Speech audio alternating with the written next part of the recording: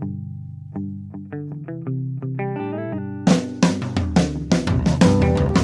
only real God is the one that you believe in. Start looking for the God in others.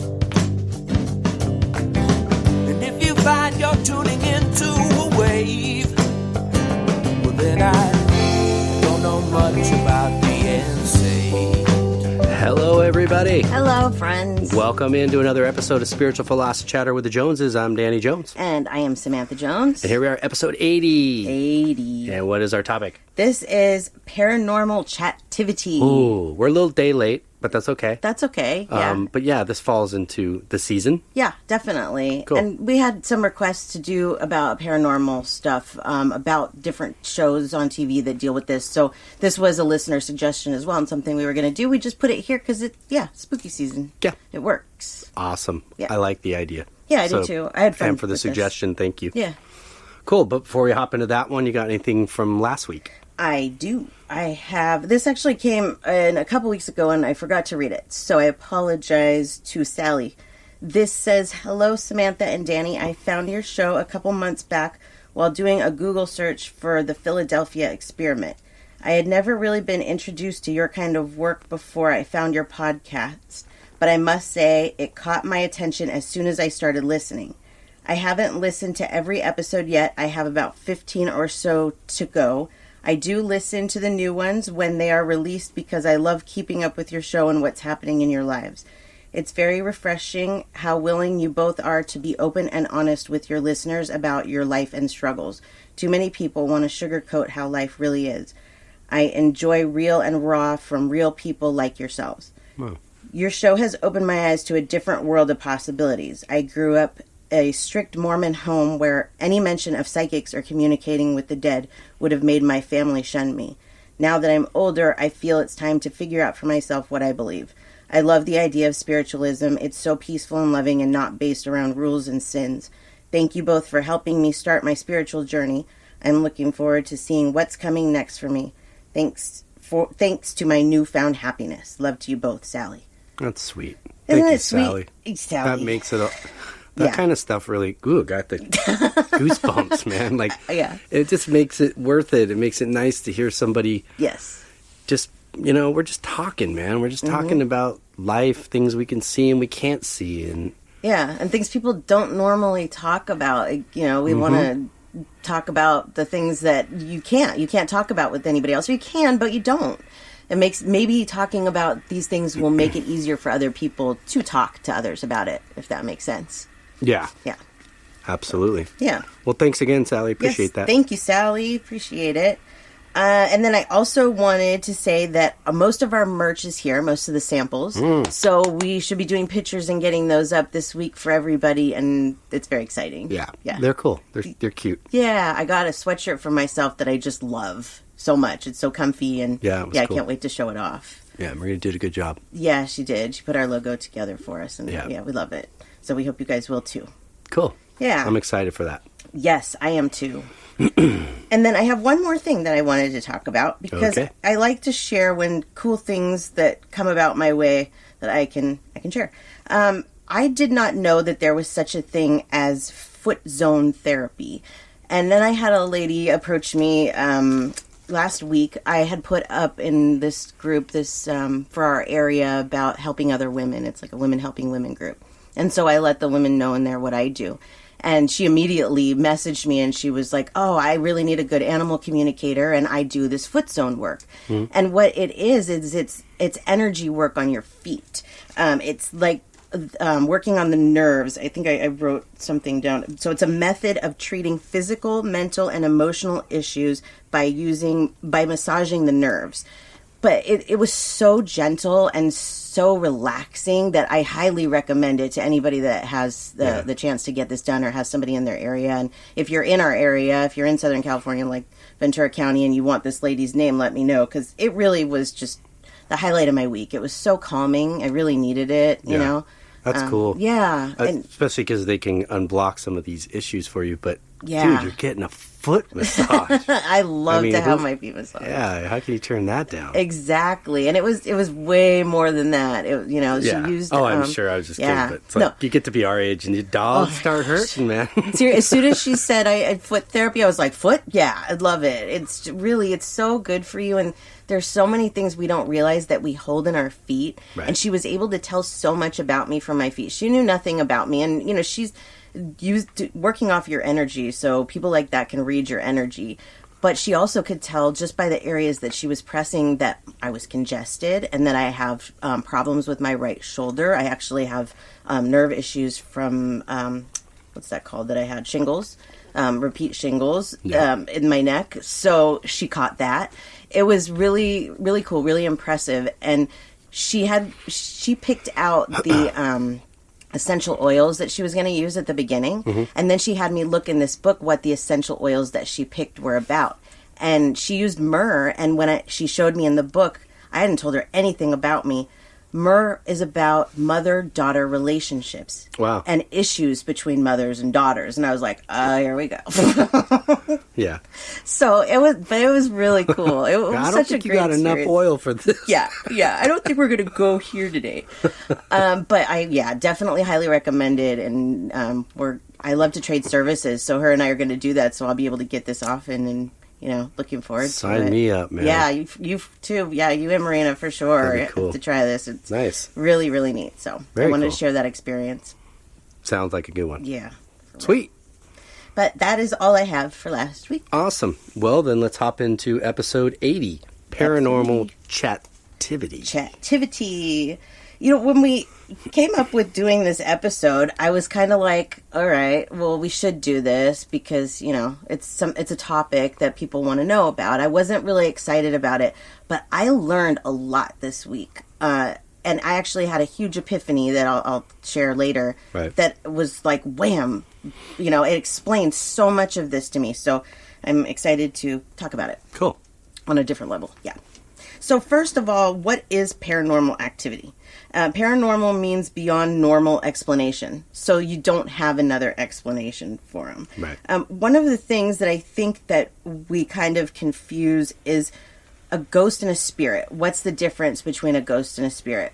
Well, I guess they're kind of interchangeable, but a lot of people believe that a ghost is somebody that maybe recently passed or is having trouble crossing over and is in that astral plane and maybe a little bit confused. Mm-hmm. That is what most people call a ghost, so to speak. So when we talk about paranormal activity, most of the time we're talking about ghosts, so to speak. That's normal. Right. It's not of our norm. Right. But then again, I have to look deeper into haunting. Yes. What is that mean? Yes. Does it mean it's something fear-based, evil, dark, bad? Or does it mean it's just spiritually occupied? Right. And that was one of the things with doing this episode that I was looking forward to getting into, because a lot of these shows on TV, they don't really explain that. Do you know what I mean? Like, right. They get you all pumped up about that this is scary and, there's it's based on sensationalism. It is. And they play the scary music. But, like, we watched a few shows this week, and we'll talk about those. But one of the things when watching these shows is that they were talking about some of the ways that if you have a haunted house or whatever, right? Right. So I'll read you some of the things. Temperature fluctuations and cold warm spots. I have had that happen to me several times. It's pretty common, yeah. Sure. Technological glitches. This is definitely something we see a lot. Mm-hmm. The reason I'm reading this list, and I'll tell you now so that you can understand why you're listening to this list, is because there's nothing scary about this list of things I'm reading off if you change your perception on it. Yeah. If you look at these things, like temperature fluctuations as scary, which actually the first time it happened to me, I did. I was like, whoa, that was really, really strange. But once it happens to you more and more, you start to realize it's not really scary. Right. But these things aren't meant to be scary. These spirits aren't doing these things to scare us, to frighten us, to make us want to leave, to hurt us. This is how they communicate. if you go into what you call a haunted house and you are expecting to connect to a spirit and you hope to connect to a spirit, what exactly do you want them to do to get through to you? This is what they're doing to get through to you. Right. So why are we so shocked and scared by it? Yeah, you're there seeking evidence. Exactly. So they don't appear in 3D, like you and I in flesh. So they rely on energy currents. They rely on the manipulation of wind or air. Yes. And sound.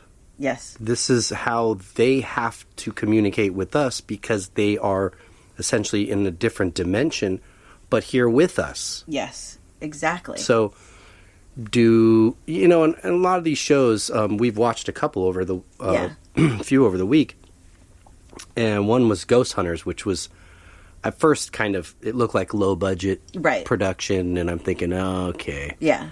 And they visit the Winchester Mansion, and they also visit Queen Mary in Long Beach. And I liked it at the end because they didn't go, oh, we found this and this and this, and they actually were debunking things. Right, exactly. And we'll get into all of that.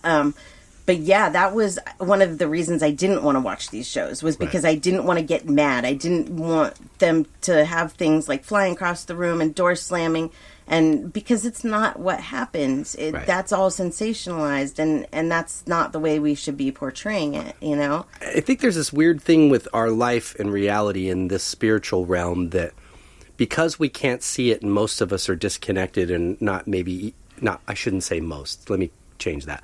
A lot of us aren't connected, aren't aware. So we base our beliefs off things that we've seen, such as movies, that explain these certain paranormal things in a very sensational way. Right.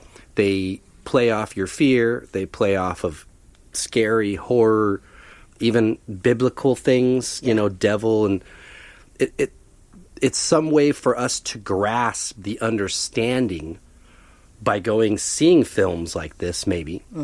The problem is it replaces our belief in what really is real. I think so. We tend to go, well, if that's what happens in those dark, scary places, and that must be real.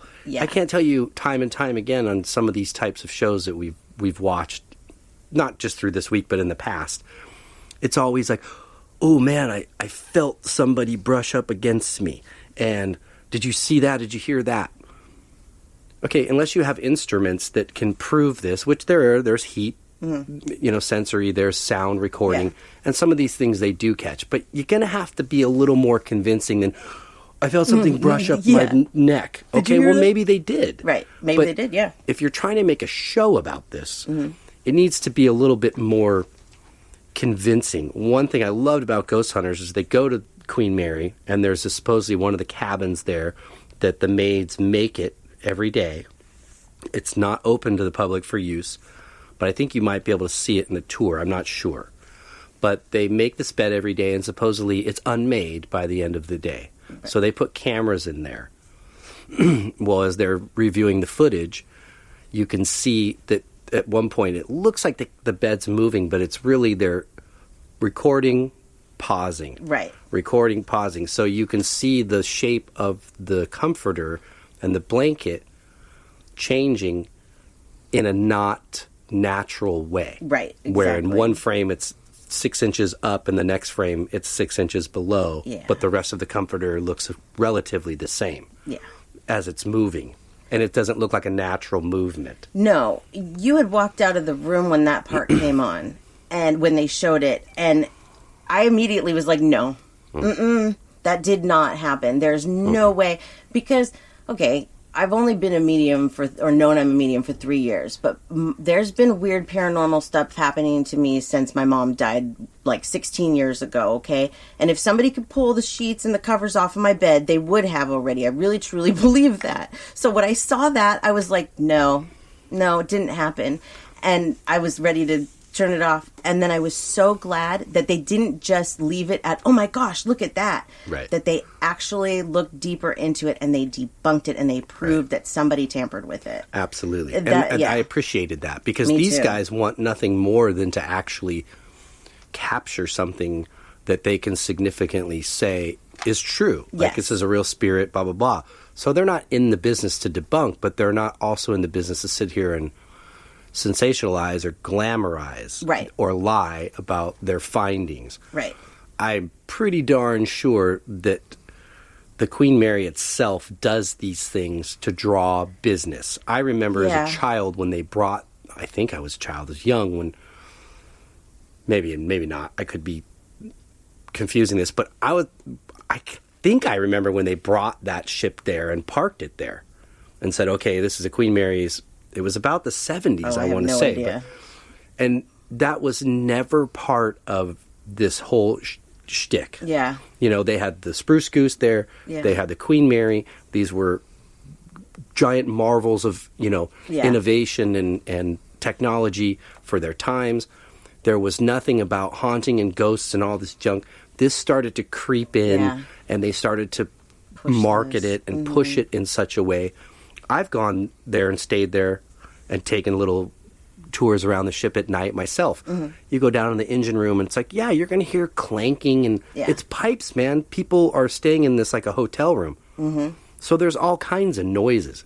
Are some of them authentic because they're being created by a spirit? Maybe. Yeah, maybe. But there's a lot, I would say yes, but there's a lot of other noises that are being created Sure. by people. Yeah. The girl that's around the swimming pool, Yeah, the child. Yeah. so many people I know have magically captured a photo of the apparition of this girl. Yeah, and that's not easy to do. No.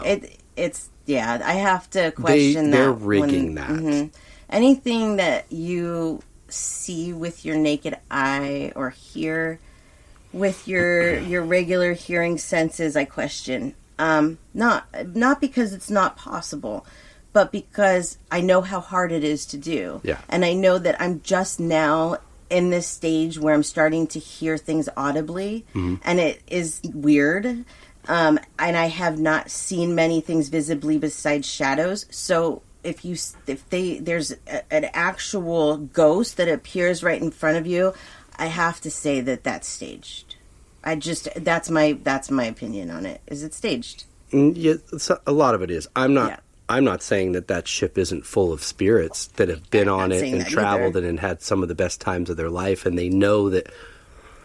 It's more so about why are you going there? Right. If you're going to make contact with a spirit that was involved in that era or that time or that place, if you're seeking them in a pure way just to prove that there's this existence, Right. then you'll have tons of, you know what I mean? Yeah, for sure. But I think it's the ones that are coming in this sort of, we want to scare this, make this Right, spooky, exactly. and I don't think they get as much of a response because that's not what they're trying to do. Right. If anything, they're being silly and trying to spook you just because they know there is no such Exactly. thing as all this horror and evil and scare. Right. They just want to see, for a couple reasons, because it's entertaining, but they also live that through you. Right. Oh, yeah, So for when sure. they spook you, they're getting that sensation of, woo, that was spooky. Yeah. And they like that Yeah. because they can't feel the hair on their arms go up anymore. And, but this is the closest thing they can. Yeah. Is by doing some of these activities, making lights flicker or go Right. out or, Yeah. That's getting back to the list, because there are a couple of other things that they did in that show that I was like, that at the Queen Mary, that there's just no way. I don't think. So now that we talked about that, let's look at this list, because maybe you'll look at it differently. Maybe you'll see it's not really spooky stuff. Right. So we said the temperature fluctuations, technological glitches. This happens to me all the time. They will change words on me a lot. That's one of the major ways that I get names, is that I'll be typing and all of a sudden a name will just pop up. So those aren't coincidences. Those are actually things that they can do.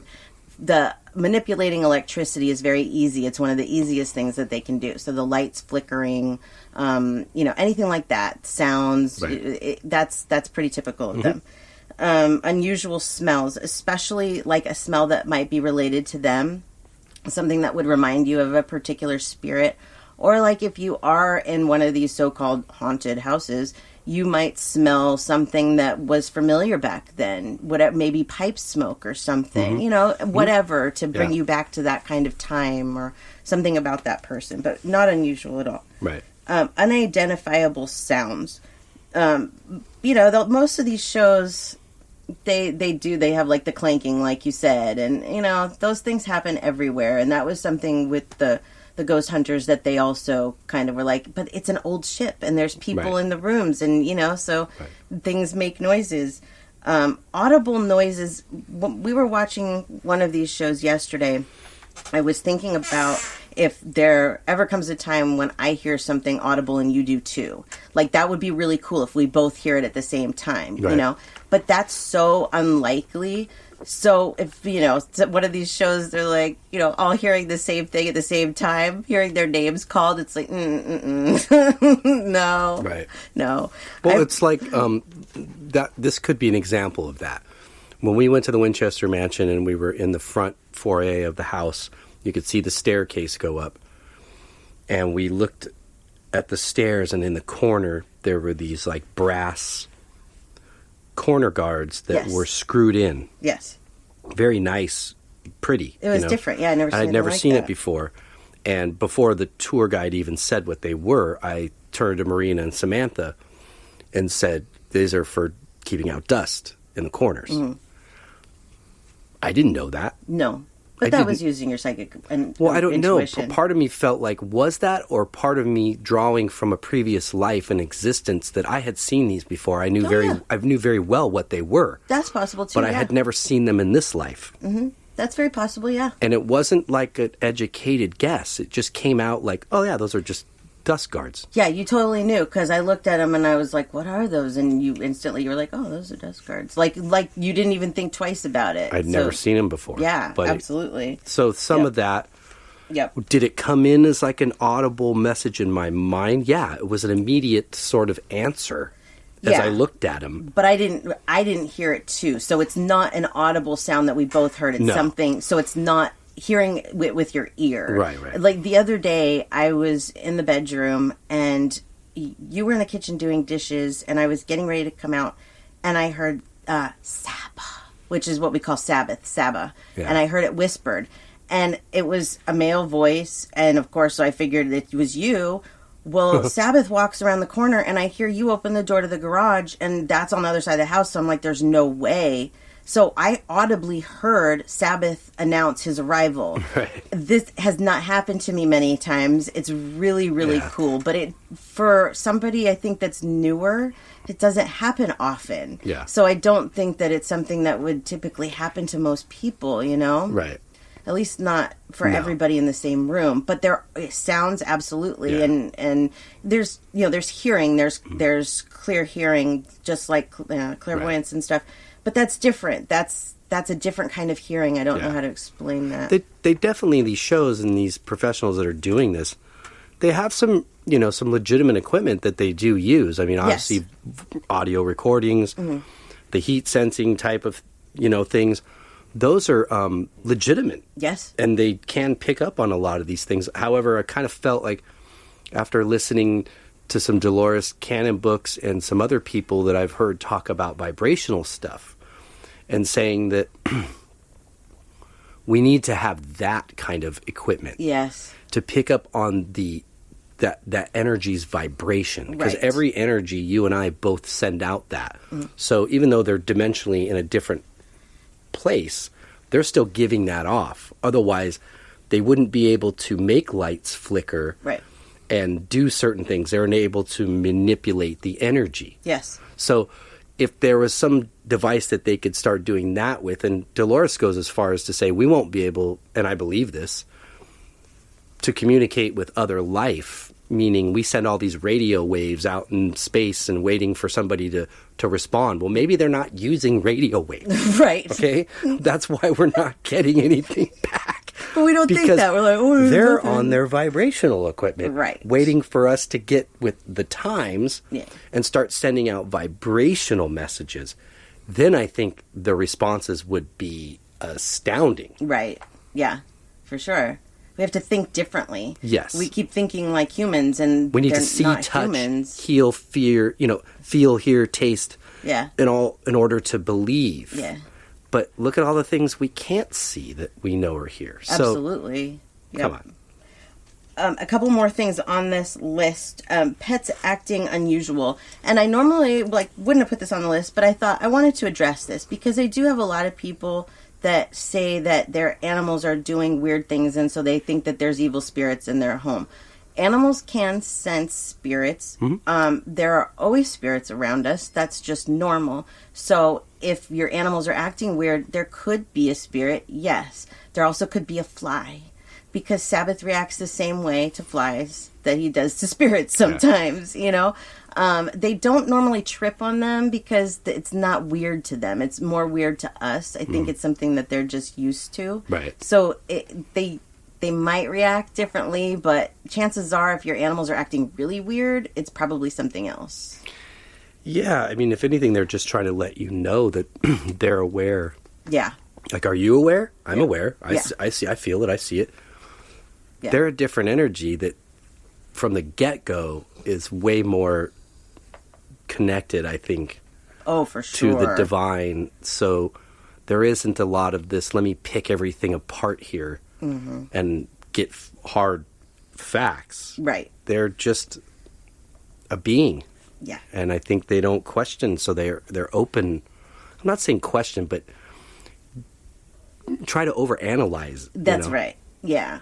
There was one time right after our chocolate lab died that Sabbath and I saw her at the same time, and we both did a double take. It was so weird. You could see that we were both taken by it. Mm-hmm. It didn't frighten us. It was just the first time that she had appeared to us since she passed. Mm-hmm. So we were both taken back by it.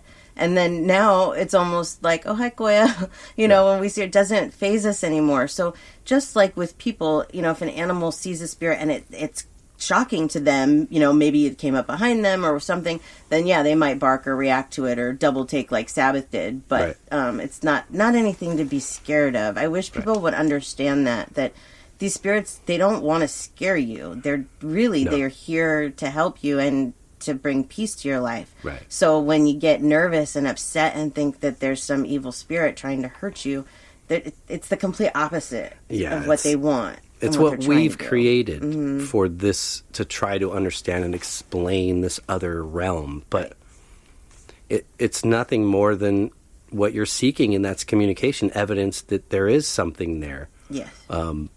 You talked a little bit earlier about, and I don't know if you were planning to talk about that later, but was like the residual energy left over. I want to get into that next, yes. Mm-hmm. Go ahead. Okay, so just the last thing on this list was seeing shadows. Like I had just said, Sabbath and I saw Koyas. I see them all the time. Mm-hmm. They used to freak me out a little bit just because it's like, what's that shadow thing in the corner? Shadow people and animals, they're usually, you see them out of the corner of your eye. They come real quick and catch your eye, and then they're gone. Mm-hmm. You can't look directly at them typically, but they're not there to scare you. Are they dark? Yes, they're shadows. They're there to present themselves to you and stand out. Right. So that's how they have to do it. It doesn't mean that it's a dark energy. It just means that's how they have to do it to show you.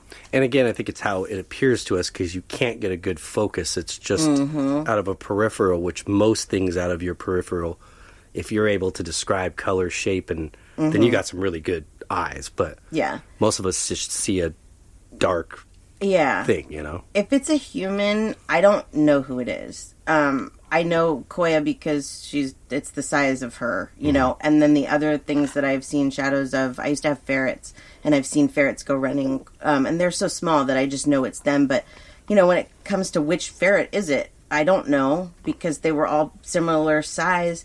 and they're not presenting like that. So it's just, you know, one of those things that it's the energy, tap into it. But yeah, they can't really materialize and present themselves, I think, the way people might think they can. Right. These are just the ways that they know how to show us that they're around. Right. Okay. So what you were talking about, this was my favorite part of what I learned this week and my epiphany. Okay. So we've heard of, probably most people have heard of smudging, which is taking sage to your house, right, and using it to clear energy. Right. Okay. I always thought that people did this to clear evil spirits from their home. Right.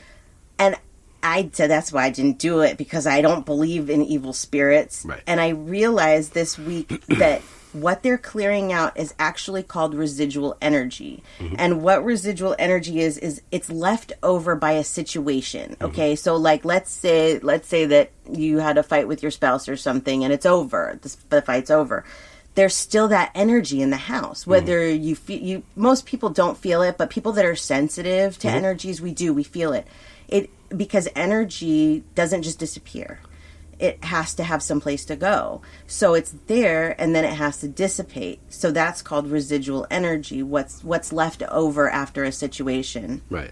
The opposite of residual energy is an intelligent spirit, okay? So when we go into, like, let's call it a haunted house, right? Mm-hmm. And you are somebody like me and you connect to a spirit, you're connecting to an intelligent source, an intelligent spirit. You're not connecting to the residual energy. Right. Now, if you go into a place like this and you feel the chills, or you see what happened, or you just feel what happened, it feels heavy, because energy can feel really heavy. Mm-hmm. That's usually the residual energy.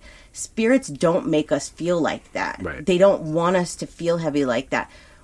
I will get... I do take on emotions, like when they show me things like maybe how they passed, or the way that things made them feel in their lives. Right. But generally that feels very different than residual energy. Yeah. But this to me was like a total epiphany this week of that. This is what the difference is. This is why people feel those things and think that they're evil, when really it's just this energy that needs to be cleared out. And I think that pertains to a lot of things, like when people go into a home where maybe there was a murder, very likely that there's residual energy and it needs to be cleared out. Right. So people might feel something in there, and then they don't know how to get rid of it, and they think that it's the spirit of this person, but it's not the spirit of the person. It's just the residual energy. I think it's a great explanation also to explain why people want to say, oh, I think this spirit's trapped here. Mm-hmm. It's stuck here. It doesn't know where to go. It's still trying to find its killer, or whatever. You know, we were watching something about in the mid-30s to 40s, there was the torso murders, I believe, in Cleveland, Ohio. And they almost believe that it's possible that this same guy kind of went into recession or like remission and stopped doing it, and then moved to California and committed the Black Dahlia murder. Oh, really? I missed that part. They were saying that because he sent a letter to the detective or the head of the police department saying, you don't got to worry about me, I moved to California. Oh. And this is right around the same time, and it was very close to the style of murder and the way it was done. So these ghost hunters are going into these places where some of these torso murders and things happened, and trying to get a sense of the energy, and people claiming that they stick around because of what happened to them. No, I don't agree with that. No, I think don't either. They're very aware the moment they're killed and they go to heaven, they know who killed them. Yes. Okay?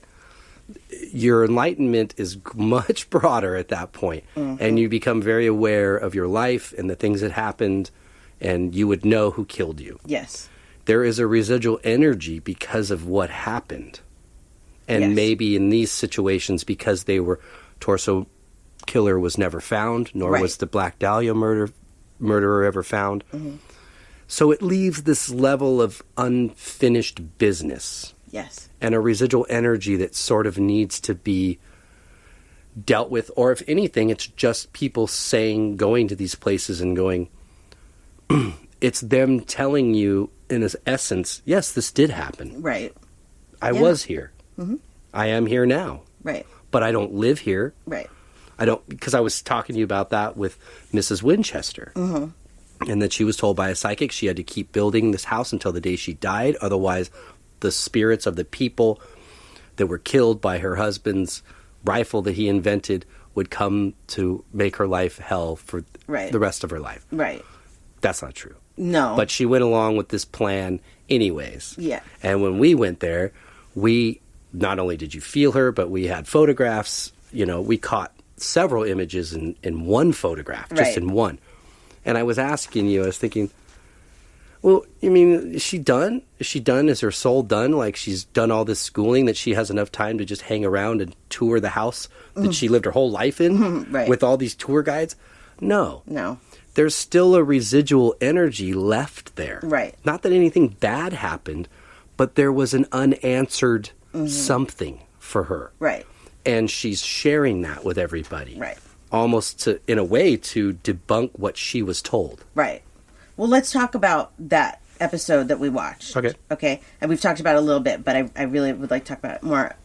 So that was Ghost Hunters Season 2, Episode 11. And I'll tell you what, this was a hard episode to find for us to watch. And I don't understand why it's so hard sometimes, because they have this on Prime Video up to episode 9. It was like really no 10 or 11. So if you want to watch this episode, you can find it.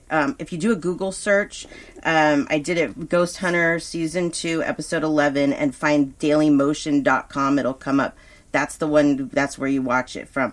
It's called Winchester House in the Queen Mary. And the Ghost Hunters, they go to both of these locations. We've been to the Winchester Mansion, like Danny mentioned. We did a whole episode on it. I don't know what number it was, but that was back in January. And while we were there, when we started the tour, Sarah Winchester started talking to me. And she stayed with me on and off throughout the visit. Again, you can hear that in the episode in more detail. But the reason why a lot of these spirits go to these places is to clear up the misconceptions behind the story, which Sarah Winchester did. She explained in great detail why she did what she did. It's all in that episode. It wasn't because she was crazy.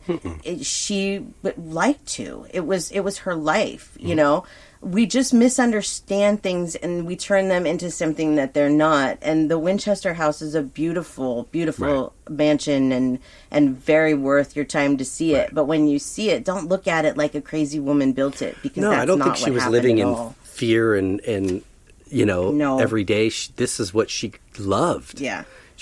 Her belief in whatever the psychic told her, she wasn't miserable with it. No. She was just living her life, but some of it was based on what was told to her, which I don't think was very accurate information. Right. But it was told to her, and she based her life on that, and she lived happily. She did. She wasn't crazy or miserable like people want to make it sound like she was. So the Ghost Hunters went out and they set up in the mansion, and it was funny because they were all like getting lost, because really there's a lot of passageways. She was very short. She was like 4'9", and so they're very small passageways and like dead ends and stuff, and they kept getting lost. It was really frustrating for them. Yeah. But the conclusion was that they got no activity there. Nothing. And I think that one of those reasons is probably because there isn't a lot of residual energy, because there wasn't a lot of trauma there. It was a happy time. So when you go there, you don't feel that negative energy. No. It's more uplifting. Yeah, I felt more like, look what I did. Right. They're, with some of the equipment that they have, they can pick up spirits in the room. However, Sarah's different. And I felt like she doesn't just talk to everybody. She wasn't there to haunt. She's there to educate. And so these people from Ghost Hunters, they're not mediums. They can't connect to her. So making those kinds of things happen is not going to do her any good. Right. So she doesn't waste her time with it, is what I feel like. Like you said, what has she done? Is she done learning so that she has time to do all this stuff? Well, no, but when there's somebody that comes into her mansion that will actually listen to her and connect to her, then she's going to talk to him. Yeah, I think she knew very well we were going there. Oh, yeah. Seeking her specifically, and I had no idea that was going to happen. She went way above and beyond to show us that I'm here, you know. I don't think she spends every moment, but then I believe we got to get out of our mortal way of thinking, but spiritually, you can be in multiple places at once. Yeah. So, but I don't think she hangs out there either. I don't think so. You know. So in that episode, like I said, they totally said they didn't get anything, which made me really happy. Yeah. Because a lot of like shows that are sensationalizing, they would want to make it look like something that it wasn't. Right. You know. Then they went to the Queen Mary. And you had described what happened there, but there was also, they were told, a water pump or something that they said was not usable, it was broken or whatever, and that it would randomly just come on by itself. Right. And these guys are plumbers. Yeah. And they were like, nope, it works. Yep. So that's debunked too. yeah, they were looking at him like, dang it, why did we let these guys in here? The Queen Mary was kind of a letdown, to be really honest, because I've been there a couple of times for their Dark Harbor Halloween thing. But you can't really get a good sense of anything because you do go on the ship for a couple of the mazes, but it's all done up for Halloween, so it's not the same, you know. But I do want to go there sometime and stay there and have my own experiences. You can feel the energy, I'm not going to lie. You know that a lot of people traveled and really enjoyed themselves on the ship, and that's, for the most part, the feeling I get. It's not, oh, something scary is going on here. No. Right. There was one other thing that I don't know if you caught this, that they mentioned in the Ghost Hunters at Queen Mary, was that one of the lights went off and they heard a click. Okay.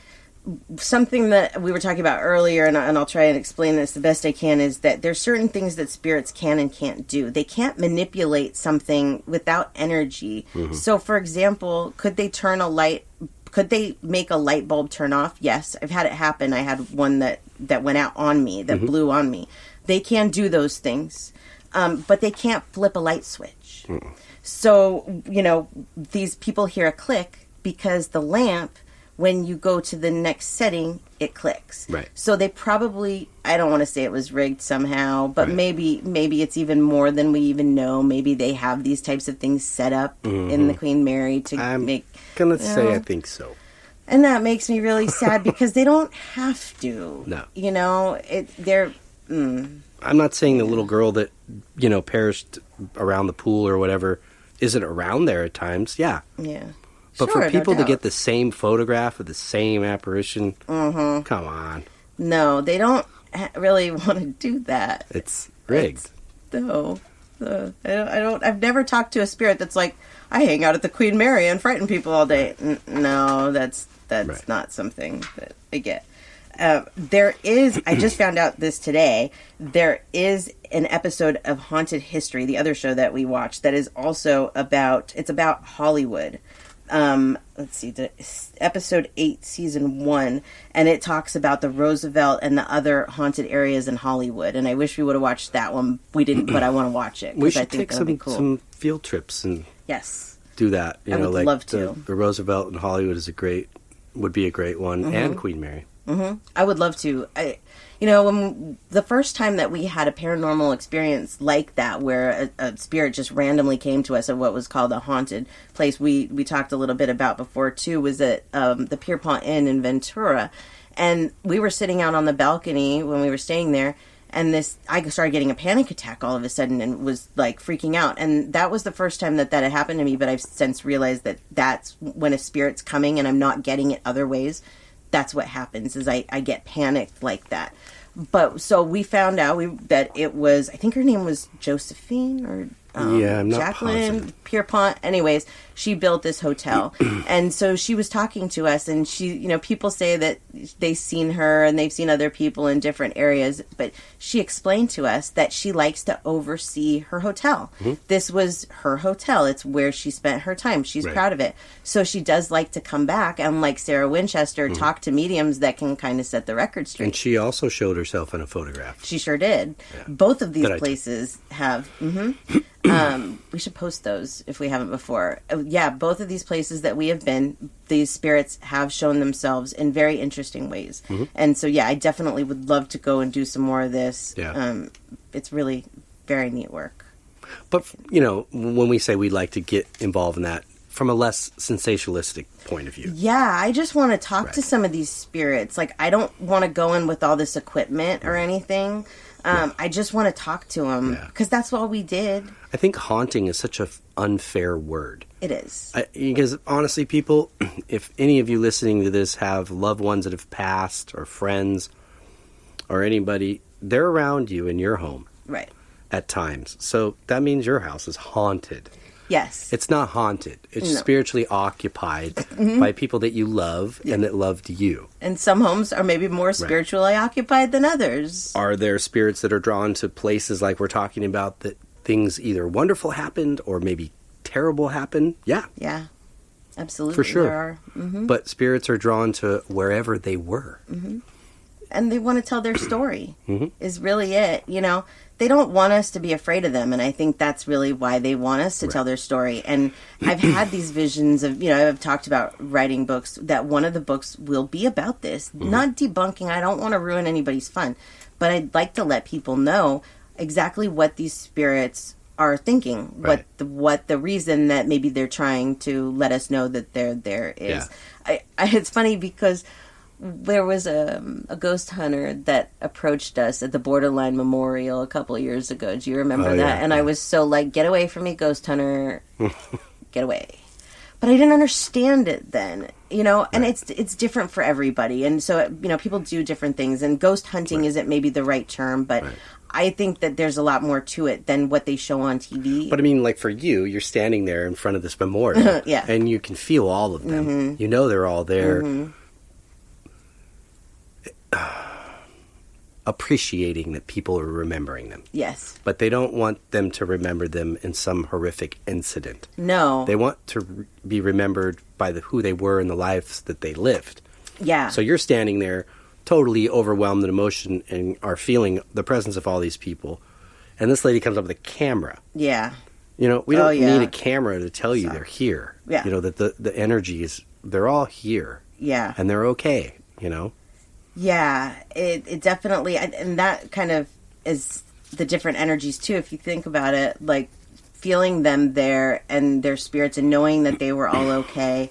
And the vision that I had of them that night together, somebody actually drew it like a year later. I saw it. It was such a trip.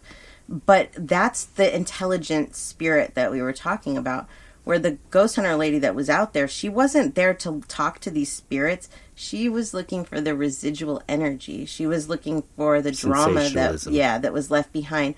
I've been to the Borderline Memorial. If you don't know about this was a mass shooting in our home city just over the hill. And I've been there several times. And I've picked up the residual energy a couple of times, but I try to get rid of it because I've seen it. I know what happened there. I don't need to see it anymore. Right. So you can push that aside, too, and get back to talking to the spirits. It's all about mind control. It's about using these abilities in the right way, I don't want to go to a place like that and stand there and see what happened, and I want to talk to the spirits. And they don't necessarily want to talk about that. And I don't think it's necessarily that they themselves are showing you that. It's their truth. Right. Each one of these souls are it's all part of their truth. Like you said, it's kind of like you can choose to move past that. Like if you were going down a hallway and opening doors. Right. You could go, oop, didn't want to go in that room. And you can shut that door and continue on to the connecting of the good parts. Right, exactly. But it is part of the truth. It's part of the story that has to be there. Yeah. And like with Borderline, I've seen it. I've meditated on it. I've seen how it played out. But when it comes to connecting to the spirits, that's not really what they want to talk about, and that's not what's most important. And I see now how it is very different kinds of energy. Like I said, this was a huge epiphany for me this week. It made me realize how they manipulate energy more. The pictures that we have, it's not like somebody just appeared right in the camera, like their picture, you know what I mean? Like the actual apparition. Right. Both of these pictures that we have, they were done in a way by the spirits that they manipulated things that humans use to make these images, if that makes sense. So like one of them, they use mirrors and shadows and trees and whatever to cast the image that they're looking to cast. So people may say, well, that's just a shadow. That's just a window. That's just a reflection. Right. Well, yeah, it is, but that's awfully much shaped like a woman in a carriage. That's exactly what the picture of her looks like. That's what they're trying to do. They're taking the tools that they have and making them work in a way that they can present to you. Yeah, I agree. My brain exploded this week when I realized that. I mean, I can tell you neither one of those pictures were taken through glass. No, they weren't. They were taken through air. Yeah. No. There were those elements were around, yes. for sure. Yes. Well, but it's more like camouflaging themselves within a tree. Right. And then you look closer. I had to do a little editing of the photo, like the exposure and the brightness and things like that, to bring forth those images. But once I did, I was like, you couldn't deny. There was like 4 people in this one picture of the courtyard. There were a all lot in of different people. Places. One's in the sky, one's in the tree. She's down here. The dog was in there. Yeah, the dog was there. And, you know, you show this to people and they want to debunk it. They want to be like, no, it's just this, it's just that. Well, it could be a reflection. Yes. Again, they've manipulated that reflection to look like them. It's using the tools that they have.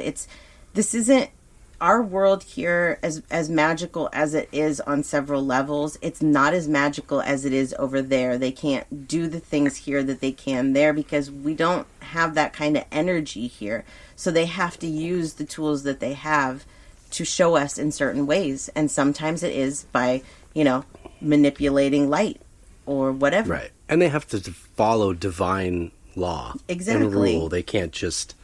If they were doing this to everybody, people would be probably crapping their pants and a little spooked, if not more spooked, you know. But so the way that it's done is within the laws of our physics and our dimension. And they can bend those a little bit, but they can't, you know. Yeah, they can't hop in your car and drive your car to you. No. And they can't, like, pick something up and chuck it across the room. You know, could they roll something? Maybe. You know, there's just different things. But it's not as extreme as what we think. And so I think a lot of people are either looking for those extremes, or they want those, you know, they want those extremes. That's what's going to satisfy them. Well, I'm not going to believe that this is true unless that door slams.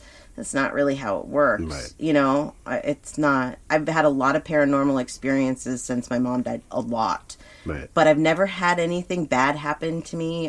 Like that, you know, unexplained. Paranormal means unexplained. Right. So, you know, those things, they're not looking to hurt at all. That's not what they do. Right. At all. I agree. Yeah. We talked a little bit about the Haunted History episode about the torso murders. So I just wanted, for anybody that doesn't know about this, I just wanted to give you a brief recap of this. This is a good episode. It's on History 2. And this was called The Mad Butcher, the Torso Murders. So, like you said, this is a serial killer from the 1930s. And what happened was, after the Great Depression, there was this community almost that was built that it was like the slums. It was shanty town, kind of, Yeah, it was called Kinsbury Run. And it was just, you know, the homeless people, and they lived in a community together. Yeah. Kind of along the railroad tracks. Right. So this murderer, he went in and killed people, decapitated them. And most of these people were not identified because they were, I hate to put it this way, but nobody knew them. They were hobos. They had no family. From across country, anywhere. Mm-hmm. So this person was murdering like for sport, basically. You know, it wasn't like to get revenge or anything. He just saw this place as an easy target of, I can hit this and nobody's gonna, you know these people or come after me or whatever. And in that time, they didn't have all the DNA testing that we do now, so they couldn't. So this guy went free, and like you said, he could have been the Black Dahlia murderer too. We don't know. The interesting part about this story too is that Elliot Ness came from Chicago after finally getting Al Capone put in prison. He came to Cleveland, hired by the Cleveland, because at the time Elliot Ness was like the top detective because he nailed Capone and nobody could nail him. Yeah. And he got him. So then Cleveland said, we cannot figure out who this murderer is. And he came to Cleveland. They hired him. He actually quit. And pretty much the end of his life wasn't real spectacular from what they made it sound like. Yeah. But that he kind of walked out defeated. He couldn't figure it out, and him and the head The other head detective, there was two of them. The other guy thought it was a railroad worker, and Elliot Ness insisted that it was a local surgeon. And I believe Elliot knew. I do too. It was the local surgeon. I agree, it was a surgeon. He had a lot of privy to the landscape and knew that area. He had an office right there that faced the railroad tracks. He had privileges with the morgue that, and all these bodies were drained of blood. Yeah. This person knew how to cut, where to cut, and doing certain things without causing a lot of mess if he had the use of a morgue. And they thought he's just experimenting and learning about surgery by doing this on corpses. Yep. So I believe it was him. I do too. And he had been in institutions, mental institutions. He would sign himself in. Right. And back in those days, if you admitted yourself, you could walk out whenever you wanted. So you could go kill. And come back. Absolutely. Absolutely. The reason that we're talking about this is because they did on this, they weren't hitting it as they were telling a story. They weren't like, oh, here comes scary. So it was very educational. I don't normally like to watch this stuff about murders and that, but it was very educational and I liked it. And it leaves your mind open to think about the residual energy in that area. People go there and they, probably ghost hunt out there, and the amount of residual energy, I can't even imagine. The things that I would pick up if I went out there would probably, I don't want to say scare me, but overwhelm me. Yeah, it would overwhelm. I think that's another thing when you go into a situation like that, if you're highly sensitive, that it's not necessarily the scaring, it's the overwhelming sensation that you get with the spirits, and that can make you cry, it can make you dizzy, it can make you hyperventilate, whatever. Yeah. That's where people are like, what's happening? The spirit's coming in my body or whatever. Right. I think your perception takes over. It and does. You have to remember, Yeah, you have to reel yourself back in. This isn't real. It's real, but that isn't going to happen. Yes. There's been horrible, horrible things that have happened in this world. Horrible. And these shows show a lot of it. And the mental institutions that they used to have, the homes for the disabled that they used to have. Pretty bad. All of these places have residual energy from the stuff that has happened. So if you go to places like this, you will feel that. It's amazing that can stay there for so long. But when you have such horrific events that happen, it absolutely makes sense. But it's not the spirits trapped there. No. I do believe that if a spirit dies and they're confused, that they can stay in that astral plane for a little while until they decide to go. We've talked about that before. But it's not eternity. No, it's not. These people that died in the 1930s by this mad butcher, they called him, they're not still there. They've been in heaven a long time. Some of them may have even reincarnated by now. But that energy and those stories are still there. Yeah, it's residual. Yeah, you can go there and still feel those things. I agree. Yeah. So I like this subject, and it for a different reason now. I didn't used to like it. I think this is a really cool concept, talking to these spirits that have been through these kind of situations. And I like explaining to people that it's not scary. It's nothing to be afraid of. No. These paranormal things that they do, it's their way of telling us that they're here. It's not their way of trying to frighten us or hurt us or anything. And it makes me sad when I see people that say that, that are like, oh, this spirit's trying to kill me or, whatever. No, they're not. They're not, I promise you. Like if we went to Hollywood Cemetery and I really want to go there. Walked around there. Yeah. Our corpse is going to start coming out of the ground. No. Our headstone's going to start flying at you. No. Actually, will you feel a presence? Probably. Maybe. Would you maybe even see and hear things that you couldn't explain? Very possible. Yeah. Cemeteries are not a hangout zone. No. They're not. But if you're going to the cemetery and you call upon your loved one, or they know you're going there, then they're there with you for sure. Right. But they don't hang out there. They would much prefer a different meeting place, I think. Yeah, oh, absolutely. But, like for people that don't get it, and that's the only place that they really feel them, they can fill them there with the energy that they may not feel other places. I don't really go to the cemetery to my mom's grave anymore because I know I don't really have to. I go there every once in a while to clean it up just so it's nice and presentable for anybody that may. but it's really not, they don't look at it the same way we do. The Hollywood Cemetery, I think it would be cool because there's a lot of celebrities there, and I have been able to connect to a couple of dead celebrities. Walt Disney was one of them. I don't try to connect to these people, by the way. This is not my intention when I went to the Walt Disney Museum. But I think they see these people like you walk in, whether you're, a psychic or a medium, or just open-minded enough. Yes. That's when they're going, ooh, the fun begins. So I absolutely have no doubt. I want to do that. I want to go to the Hollywood Cemetery and, talk to some of these spirits, get some personal things that maybe people don't know that I can validate that, they're there talking to you. For sure. But not to spook you. No. That's all made up. Yeah. That's all movies. It's Hollywood. Yep. And I know that there's probably some people that don't believe that are listening, and they're like, no, there's hell, there's demons, there's ghosts, there's this, there's that.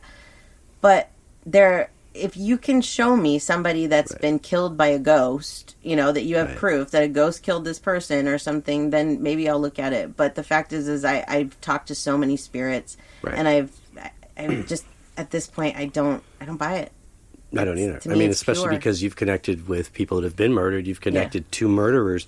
Mm-hmm. And it's, we're all going to know when our time comes. Yeah. That's the bottom line. Yeah. The more that, there's a reason why our brains have so many brain cells and we don't even use a fraction of them. Right. That because our minds are meant to be able to do a lot greater things. And this is part of it, I believe. I believe that you're able to connect. We used to have 360 senses. Yeah. We're down to 5. Yeah. You know what I mean? Yeah.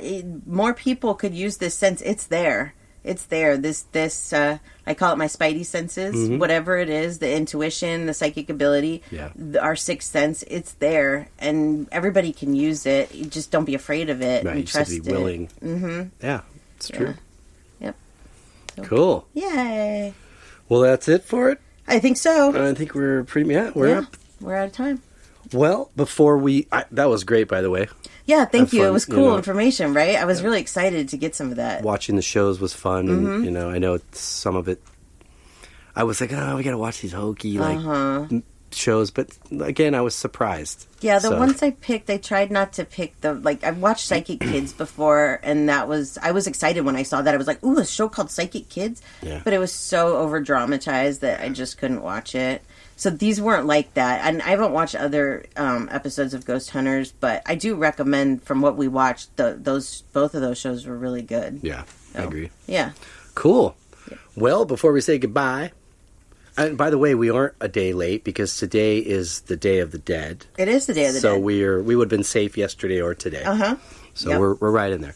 We are. But before we say adios to everybody, do you want to share your page? Yeah. You can find everything you need to know on my website, SamanthaJonesPsychicMedium.com. If you'd like to email us, our email is spiritualjoneses@gmail.com. We'd love to hear from you and hear your show suggestions or your comments, whatever you have.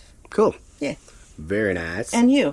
For me, for my art, djonesartcollection.com for the web, at djonesartcollection for Instagram and Facebook. And I should have 2 new paintings on my website by the end of this week, I'm hoping. Yay. Just got to go pick them up from the printer photographer. Yay.